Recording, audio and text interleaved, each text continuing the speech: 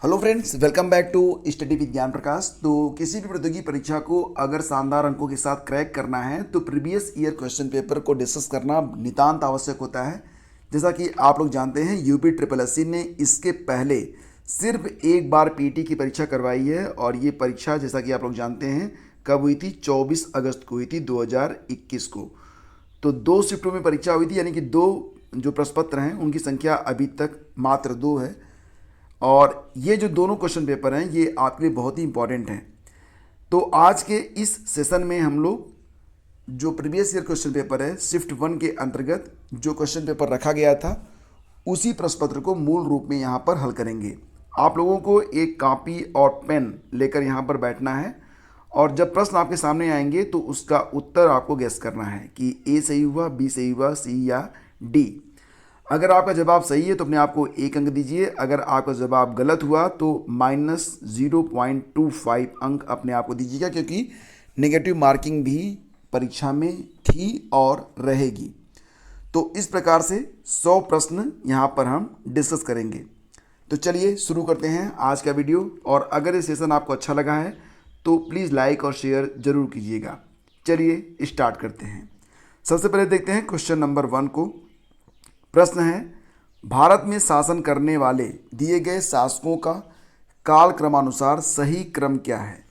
तो यहाँ पर आप देख रहे हैं कि शेरशाह सूरी, अकबर, अलाउद्दीन खिलजी और इल्तुतमिश का नाम दिया गया है और फिर यहाँ पर कूट दिया गया है कि सबसे पहले कौन और सबसे बाद में कौन। तो फ्रेंड्स, यहाँ पर जैसा कि आप लोग जानते हैं शेरशाह सूरी, अकबर, अलाउद्दीन खिलजी और इल्तुतमिश, तो सबसे पहले कौन आया और सबसे बाद में कौन आया। तो यहाँ पर आप गेस कीजिए, ये जो विकल्प हैं इसमें से कौन सा विकल्प आप सही मानते हैं। तो यहाँ पर देखिए, मैं आपको बताता हूँ, इल्तुतमिश का जो समय रहा है वो रहा 1211 से 1236 तक, 1211 से 1236 तक।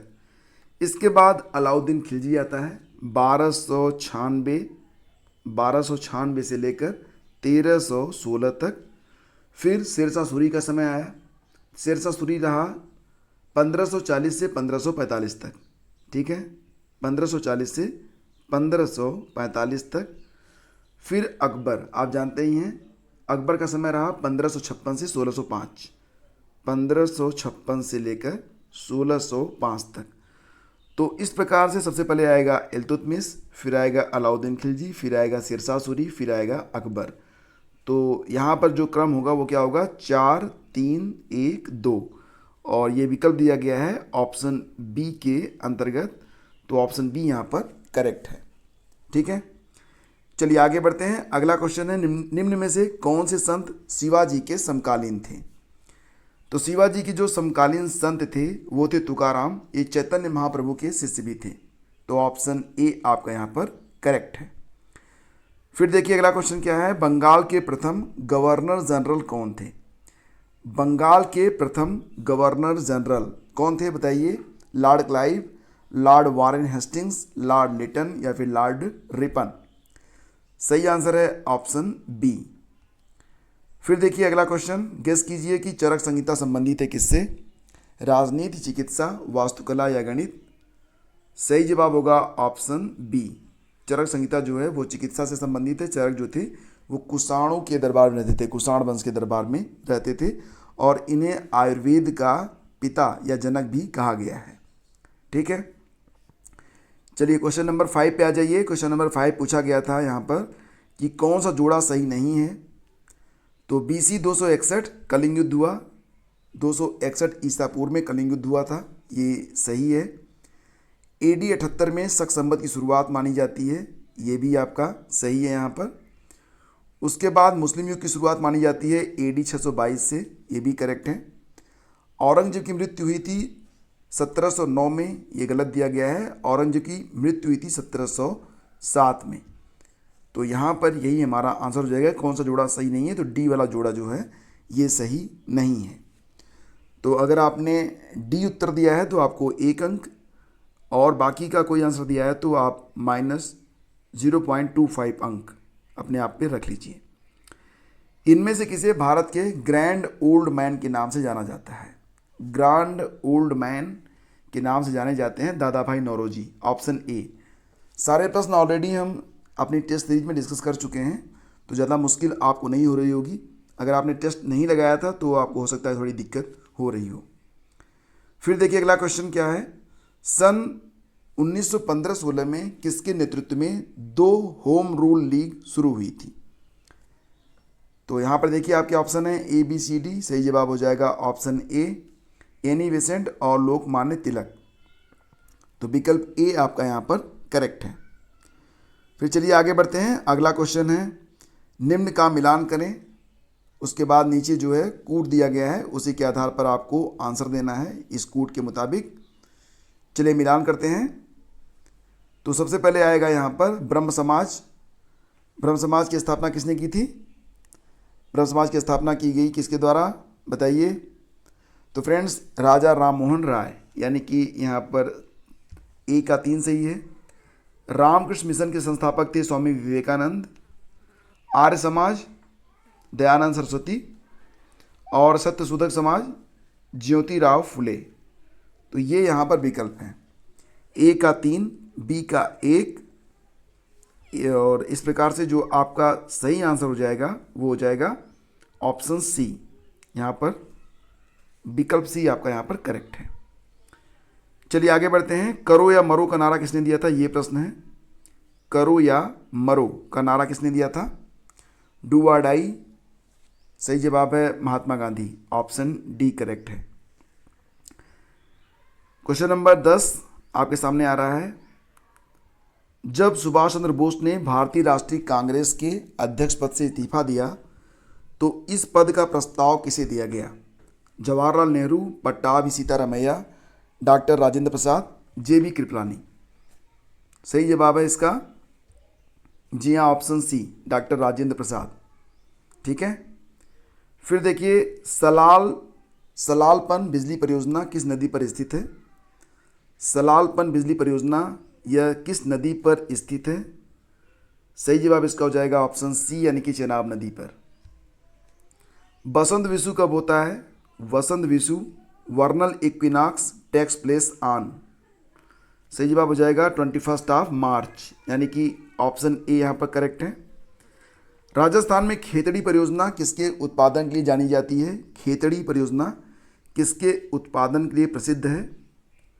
सही जवाब हो जाएगा इसका ऑप्शन सी, यानी कि तांबा। ठीक है, तो फटाफट आप लोग आंसर दीजिएगा। ठीक है, यहाँ पर बहुत ज़्यादा समय नहीं लगाऊंगा और कम समय में ही सारे प्रश्नों को मैं डिस्कस करने का प्रयास कर रहा हूँ, इसलिए जैसे क्वेश्चन आता है फटाफट आप उसके विकल्प देखिए और फटाफट उसके आंसर लिख लीजिए। बताइए कि काजीरंगा राष्ट्रीय उद्यान कहाँ पर मिलेगा आपको? सही जवाब हो जाएगा ऑप्शन बी, असम में। निम्नलिखित में कौन सी हिमालयी नदी तंत्र की नदियां हैं? हिमालयी नदी तंत्र की नदियां कौन सी हैं? कावेरी, गंगा, ब्रह्मपुत्र, गोदावरी। और यहाँ पर विकल्प दिए गए हैं, उसको देखिए फटाफट, आंसर गेस करिए। सही आंसर है ऑप्शन बी, 2 और 3। गंगा और ब्रह्मपुत्र जो हैं यह हिमालयी नदी तंत्र की नदियां मानी जाती हैं। फिर देखिए नेक्स्ट क्वेश्चन क्या है, बैंक दर का अर्थ क्या होगा? बैंक दर, ठीक है, बैंक रेट मीन्स। तो इसका आंसर हो जाएगा ऑप्शन डी। देश के केंद्रीय बैंकों द्वारा ली जाने वाली आधिकारिक ब्याज दर को कहते हैं बैंक रेट। ठीक है। फिर देखिए अगला क्वेश्चन आपका आ गया है, क्वेश्चन नंबर 17 क्वेश्चन था कि यदि आरबीआई नकद कोषानुपात को घटा दे तो साख सर्जन पर क्या असर होगा? आरबीआई नकद कोषानुपात को घटा दे तो साख सर्जन पर क्या असर होगा? 17 सही जवाब है ऑप्शन सी, बढ़ जाएगी। और यहाँ पर जो भी मैं आपको उत्तर बता रहा हूँ वो ऑफिशियल आंसर की के मुताबिक बता रहा हूँ, जो कि आयोग ने जारी किया था। इनमें से किस प्रकार की अर्थव्यवस्था में संसाधनों पर निजी अधिकार होते हैं और आर्थिक गतिविधियों का मुख्य उद्देश्य लाभ अर्जित करना होता है? संसाधनों पर निजी अधिकार और आर्थिक गतिविधियों का मुख्य उद्देश्य लाभ अर्जित करना, तो ये होता है पूंजीवादी, यानी कि 18 का हो जाएगा ए। ठीक है, इसको क्या कहते हैं? कैपिटलिस्ट। 100 रुपये का नोट, फटाफट देखिए कि उस पर किसके हस्ताक्षर हैं। आरबीआई के गवर्नर की, ऑप्शन ए करेक्ट है। ठीक है, फिर देखिए अगला क्वेश्चन क्या था कि फेमा का पूर्ण रूप क्या है। What is the full form of FEMA. FEMA का पूर्ण रूप क्या है। सही जवाब इसका हो जाएगा option B, foreign exchange management act. ठीक है, ये इसका उत्तर है। बताइए कि भारत के संविधान में जन स्वास्थ्य एवं स्वच्छता किसमें शामिल है। जन स्वास्थ्य और स्वच्छता को किसमें शामिल किया गया है। राज्य सूची में शामिल किया गया है। इंपॉर्टेंट क्वेश्चन है, बहुत सारे लोग इसको समवर्ती सूची में रख देते हैं जबकि ये राज्य सूची का विषय है। ठीक है, फिर देखिए भारत में पंचायती राज व्यवस्था इसके किसके अंतर्गत रखी जाती है। पंचायती राज व्यवस्था मूल अधिकार, मौलिक कर्तव्य, निदेशक तत्व, इनमें से कोई नहीं। सही जवाब है राजनीति के निदेशक तत्वों में रखी जाती है पंचायती राज व्यवस्था, ऑप्शन सी करेक्ट है। फिर आ गया है आपका क्वेश्चन नंबर 23। शिक्षा का अधिकार एक मौलिक अधिकार है जो कि संबंधित है किससे। तो सही जवाब आपको निश्चित रूप से पता होगा 21A से, यानी कि विकल्प ए यहाँ पर करेक्ट है। निम्न में से किसने संविधान सभा में उद्देश्य प्रस्ताव रखा था। Who among the following moved the objective resolution in the constituent assembly. सही जवाब गेस कीजिए, जवाहरलाल नेहरू होगा, ऑप्शन ए करेक्ट है। ठीक है, नेक्स्ट, भारतीय संविधान के किस अनुच्छेद में अल्पसंख्यकों के हित निहित हैं। In which article of Indian constitution the interest of minorities are covered. 25 का सही जवाब हो जाएगा ऑप्शन सी, अनुच्छेद 29। 25 का सही जवाब है ऑप्शन सी, अनुच्छेद 29। अगला क्वेश्चन देखिए, ठोस चालक में धारावाहक होते हैं। Current carriers in solid conductors are मुक्त इलेक्ट्रॉन, फ्री इलेक्ट्रॉन जो होते हैं। ठीक है, फिर चलिए आगे बढ़ते हैं, क्वेश्चन नंबर 27 पे आते हैं। प्रश्न होगा कि प्रकाश वर्ष किसके मापन की इकाई है। वर्ष लगा है, बहुत सारे लोग समय पे जाएंगे, जबकि ये दूरी का मात्रक है। एक वर्ष में प्रकाश के द्वारा चली गई दूरी जो होती है उसको कहते हैं प्रकाश वर्ष। तो इसका सही जवाब हो जाएगा ऑप्शन सी, एक वर्ष में निर्वात में प्रकाश के द्वारा चली गई दूरी, ऑप्शन सी यहाँ पर सही है, करेक्ट है। क्वेश्चन नंबर 28 है, ब्लीचिंग पाउडर का रासायनिक नाम यह भी है। Bleaching powder calcium oxychloride, CaOCl2, रट लेना, ये एग्जाम के लिए इंपॉर्टेंट है, हो सकता है इस साल रिपीट भी हो जाए।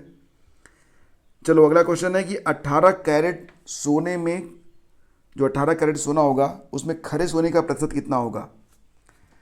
तो बिल्कुल शुद्ध जो सोना होता है वो कितने कैरेट होता है, 24% होता है। ठीक है, तो मतलब ये हो गया कि अगर 18 है तो उसका 75% हो जाएगा, तो ऑप्शन बी यहाँ पर करेक्ट है। सही जवाब इसका हो जाएगा ऑप्शन बी। संतरे में क्या मिलता है आपको, vitamin C, vitamin A, vitamin B, इनमें से कोई नहीं। 30 का बताइए, ए है, और इसमें सही जवाब हो जाएगा ऑप्शन ए। ठीक है, संतरे में मिलेगा आपको विटामिन सी, खट्टा फल है। फिर देखिए यहाँ पर आपके आ गए हैं मैथमेटिक्स के सवाल, और ये जो सवाल हैं, अब फिलहाल देखो, अगर हम मैथ के सवाल को हल करेंगे तो बहुत लंबा वीडियो जाएगा, तो मैथ को हम नेक्स्ट वीडियो में कंप्लीटली हल करेंगे। तो इसके लिए मैथ के प्रश्नों को यहाँ पर हम छोड़ देते हैं, आगे बढ़ते हैं। ठीक है, तो मैथ के जितने भी प्रश्न हैं उसको हम देख लेते हैं, उसके बाद क्रम से फिर आगे बढ़ जाएंगे और मैथ के प्रश्नों को एक अलग वीडियो में डिटेल में हम हल करेंगे, ताकि आप लोग समझ पाएँ कि इस प्रकार के अगर प्रश्न आ रहे हैं तो इसको कैसे हल किया जाएगा। खैर ज़्यादा डिफ़िकल्ट सवाल नहीं थे, अगर आप प्रैक्टिस करेंगे तो अच्छे खासे तरीके से आप इनको हल कर पाएंगे। 36 पे आ जाइए। 36 से आपको जो है फिर से MCQs स्टार्ट हो गए हैं। हिंदी के प्रश्न हैं यहाँ पर। एकल का विलोम शब्द क्या होगा। 36 का सही जवाब है बहुल। दर्प का पर्यायवाची कौन सा होगा। दर्प का पर्यायवाची कौन सा होगा। दर्प माने घमंडी होता है ना, तो सही जवाब हो जाएगा 37 का ऑप्शन बी, अहंकार।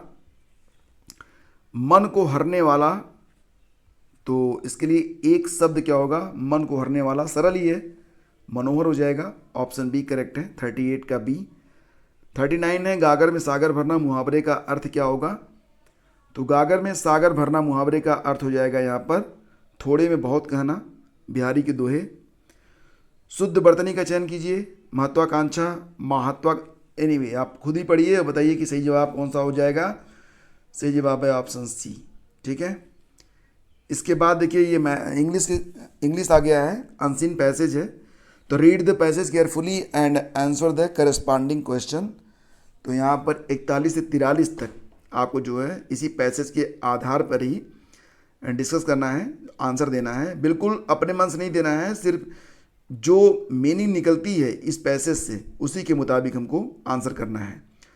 तो चलिए फटाफट पढ़ लेते हैं। Nehru's was a many sided personality.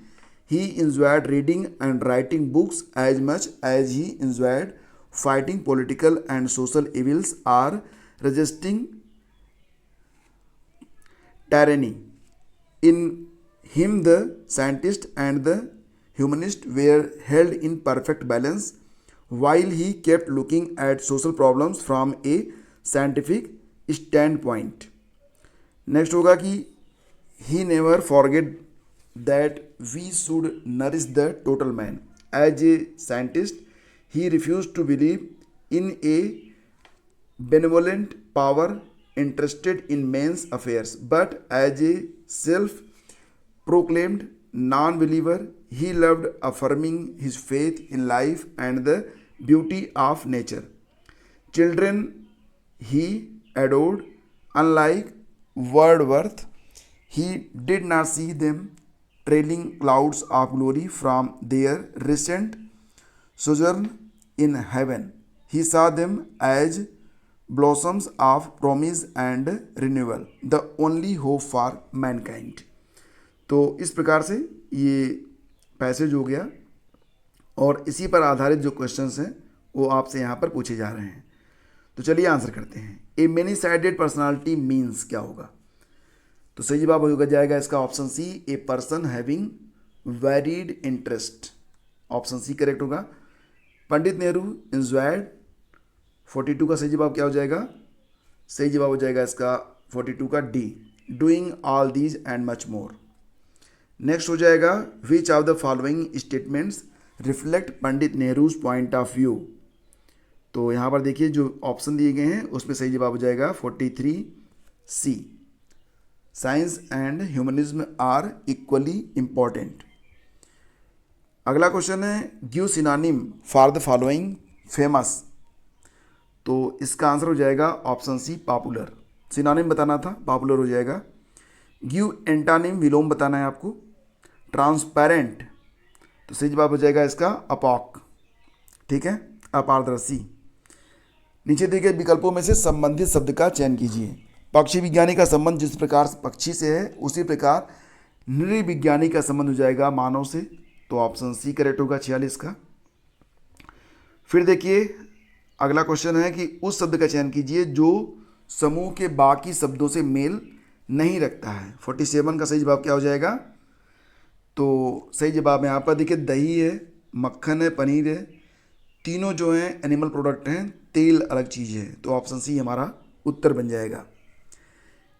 किसी निश्चित कूट में PRODUCTIONS को QQPCVEUHPMT लिखा जाता है। तो इसी कूट में ORIENTATION ओरिएंटेशन किस प्रकार से लिखा जाएगा? तो देखो यहाँ पर ये रीजनिंग का सवाल है। फिलहाल जो इसका सही आंसर हो जाएगा वो ऑप्शन ए हो जाएगा। डिटेल वीडियो में इसको हम हल करके आपको बता देंगे। रीता की ओर इशारा करते हुए निखिल ने कहा कि मैं उसकी मां के पुत्र का इकलौता पुत्र हूं। रीता निखिल से किस प्रकार संबंधित है? सही जवाब है बुआ, ऑप्शन ए करेक्ट होगा। और यदि किसी वर्ष में 25 अगस्त को गुरुवार है तो उसी महीने में सोमवार की संख्या कितनी हो जाएगी? तो 50 का सही जवाब हो जाएगा ऑप्शन सी 5। फिर देखिए अगला क्वेश्चन क्या है? अगला क्वेश्चन है कि निम्न में से किस शहर में लाइट हाउस परियोजना का क्रियान्वयन नहीं हुआ है? तो in which of the following cities light house project is not implemented? 51। और इसका जो सही जवाब है वो क्या हो जाएगा? बताओ फटाफट, गेस करो। ये प्रश्न पिछले साल बहुत ही हाईलाइटेड क्वेश्चन था। सही जवाब है पटना, ऑप्शन डी। फिर देखिए कौन सी भारतीय दूरसंचार कंपनी विश्व की 5वीं सबसे मजबूत ब्रांड बन गई है। 52 का सही जवाब है option A Reliance Jio. Bold BOLD bamboo oasis on land in drought परियोजना ये कहाँ पर शुरू हुई थी। 53 का सही जवाब है ऑप्शन ए राजस्थान में। फिर देखिए संयुक्त राष्ट्र की कोवैक्स योजना के अंतर्गत कोविड-19 की मुफ्त वैक्सीन पाने वाला पहला देश बना था। 54 के अंतर्गत ए घाना बना था। फिर अगला क्वेश्चन है अंतरिक्ष में जाने वाली भारतीय मूल की दूसरी अमेरिकी महिला अंतरिक्ष यात्री कौन है। अंतरिक्ष में जाने वाली भारतीय मूल की दूसरी अमेरिकी महिला अंतरिक्ष यात्री, तो यहाँ पर देखिए इनका नाम है 55 का शिरीष बांदला। ठीक है, उस भारतीय पहलवान का नाम क्या है जिस पर हाल ही में डोपिंग के लिए 2 साल का प्रतिबंध लगाया गया।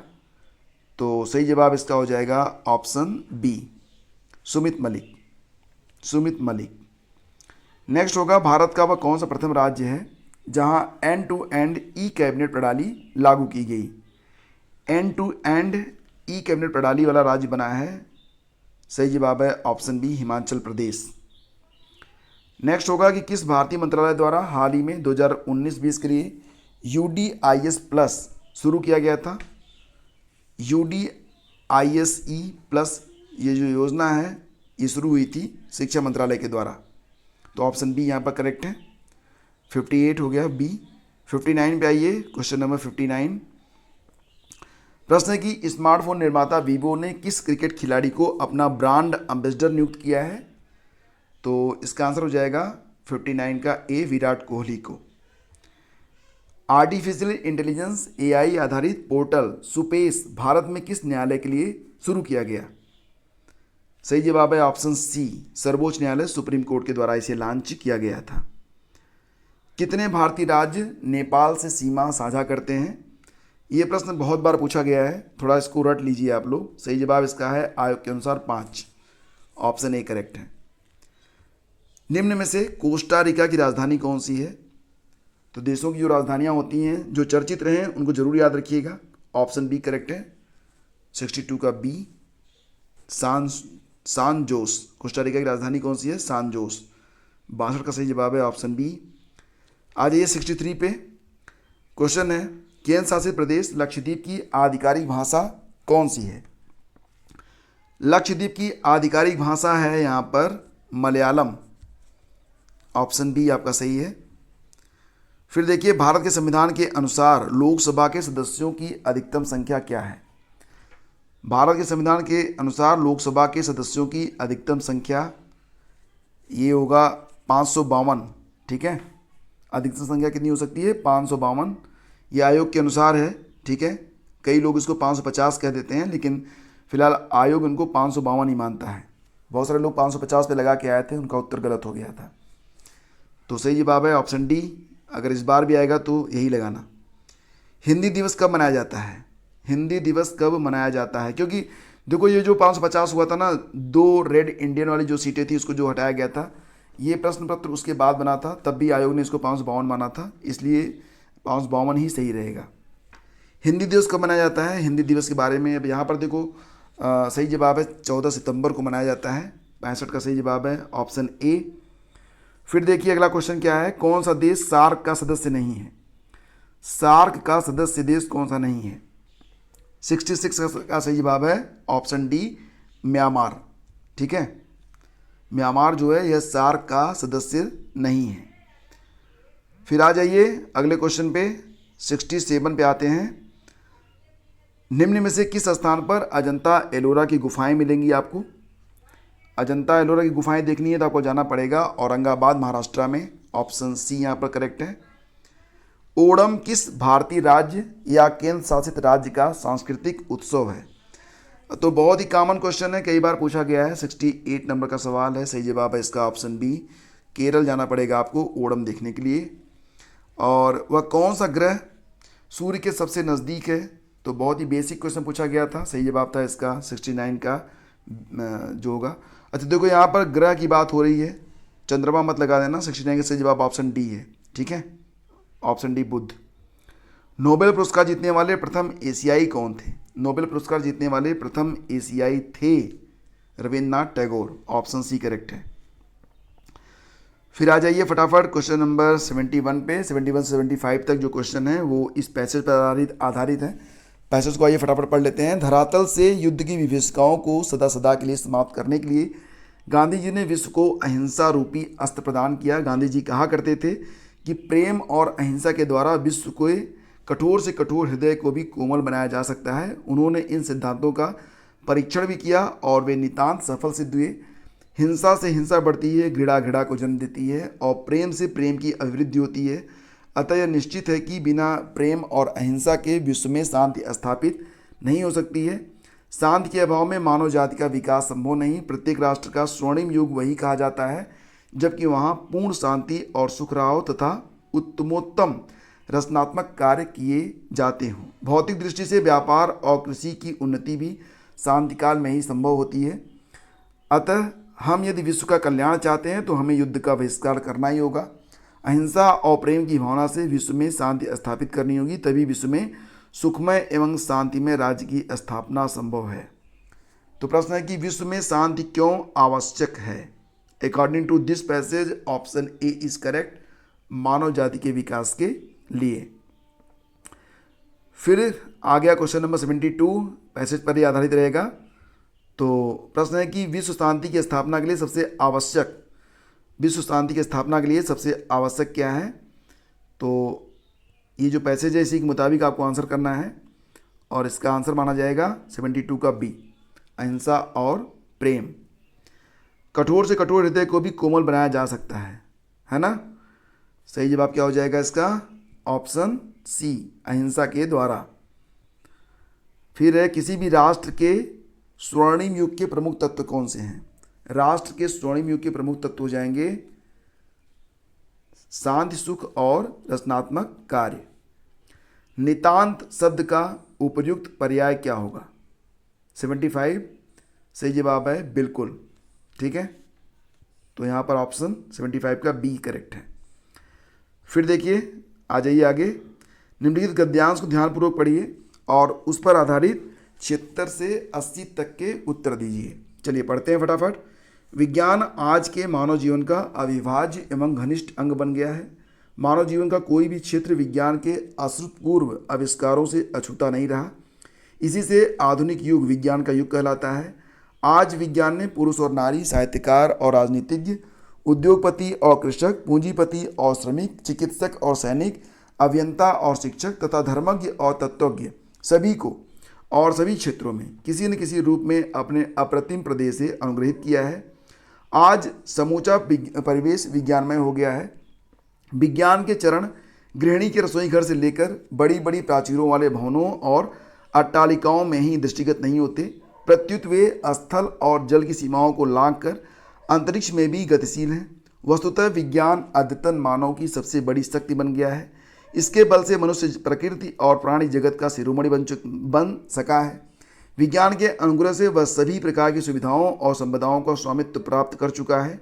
अब वह ऋतुओं के प्रकोप से भयाक्रांत एवं संत्रस्त नहीं है।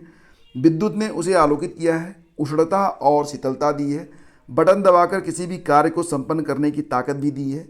मनोरंजन के विविध साधन उसे सुलभ हैं। यातायात एवं संचार के साधनों के विकास से समय और स्थान की दूरियां बहुत कम हो गई हैं और समूचा विश्व एक परिवार सा लगने लगा है। कृषि और उद्योग के क्षेत्र में उत्पादन की तीव्र वृद्धि के कारण आज दुनिया पहले से अधिक धन धान्य से संपन्न है। शिक्षा और चिकित्सा के क्षेत्र में विज्ञान की देन अभिनंदनीय है। विज्ञान के सहयोग से मनुष्य धरती और समुद्र के अनेक रहस्य हस्तामलक करके अब अंतरिक्ष लोक में प्रवेश कर चुका है। सर्वोपरि विज्ञान ने मनुष्य को बौद्धिक विकास प्रदान किया है और वैज्ञानिक चिंतन पद्धति दी है। वैज्ञानिक चिंतन पद्धति से मनुष्य अंधविश्वासों और रूढ़ि परंपराओं से मुक्त होकर स्वस्थ एवं संतुलित ढंग से सोच विचार कर सकता है और यथार्थ एवं सम्यक जीवन जी सकता है। इससे मनुष्य के मन को युगों के अंधविश्वासों, भ्रमपूर्ण और दक्यानुसी विचारों, भय और अज्ञानता से मुक्ति मिली है। विज्ञान की यह देन स्तुत्य है। मानव को चाहिए कि वह विज्ञान की इस समग्र देन को रचनात्मक कार्यों में सुनियोजित करे। क्वेश्चन है कि विज्ञान मानव की सबसे बड़ी शक्ति इसलिए कही गई क्योंकि इसके बल से मनुष्य ऑप्शन कौन सा सही होगा बताओ। 76 का सही जवाब हो जाएगा ऑप्शन ई, प्रकृति और प्राणी जगत का सिरमौर है। तो ऑप्शन बी यहाँ पर करेक्ट है। वैज्ञानिक चिंतन पद्धति ने मनुष्य का सबसे बड़ा उपकार यह किया है कि उसे मुक्ति मिली है। किस चीज़ से मुक्ति मिली है? 77 का सही जवाब है ऑप्शन सी, भ्रमपूर्ण रूढ़िवादी विचारणा से। तो ऑप्शन सी करेक्ट है। विश्व के परिवारवत लगने का मुख्य कारण क्या है? 78, तो यातायात एवं संचार साधनों का विकास, यानी कि ऑप्शन ए यहाँ पर करेक्ट है। हस्तामलक शब्द से अभिप्रेत है। 79 का सही जवाब क्या हो जाएगा? हस्तामलक, तो इसका मतलब हो जाएगा ऑप्शन डी, अस्पष्ट और अनायास बोधगम्य। ऑप्शन डी यहाँ पर करेक्ट है। फिर देखिए, वैज्ञानिक चिंतन पदबंध से क्या आशय है? तो वैज्ञानिक चिंतन पदबंध से क्या आशय है? सही जवाब हो जाएगा स्वस्थ एवं संतुलित चिंतन से। तो इस प्रकार ये प्रश्न हुए। चलिए आगे बढ़ते हैं। अगला क्वेश्चन है, प्रश्न दिए गए ग्राफ पर आधारित हैं, इन प्रश्नों के उत्तर दें। अब यहाँ पर देखिए मैं आपको क्वेश्चन दिखाता हूँ। अब ये सारे जो प्रश्न हैं मैथमेटिक्स पर आधारित हैं, इनको हल करना पड़ेगा। तो इनको हम, जैसा कि मैंने आपसे कहा कि एक अलग वीडियो में हम इन प्रश्नों को हल करेंगे और कंप्लीटली डिटेल में डिस्कस करेंगे, ताकि इसका पूरा फ़ायदा आपको मिल सके। तो 87, 88, 89, देन आफ्टर 90, उसके बाद जो प्रश्न हैं 90 से लेकर 95 तक ये जो ग्राफ दिया गया है इस पर आधारित है। तो 95 के बाद जो प्रश्न हैं वो भी 96 से 100 तक, वो ये जो दिया गया है, ये जो सारणी है इस पर आधारित है। तो इस प्रकार से ये 100 प्रश्न पूछे गए थे। ठीक है फ्रेंड्स, तो उम्मीद करता हूँ कि सेशन आपने एंजॉय किया होगा। तो जितने प्रश्न यहाँ पर डिस्कस किए गए उसके मुताबिक आपका जो स्कोर है वो कितना रहा, और मैथ के जो प्रश्न हैं वो वीडियो भी आप लोग जरूर लगाइएगा। और ये क्वेश्चन पेपर अगर डाउनलोड करना चाहते हैं तो आप डाउनलोड कर सकते हैं studyvidgyanprakash.com से, और लिंक वीडियो के डिस्क्रिप्शन में भी दिया गया है। Thank you so much, have a great day, जय हिंद।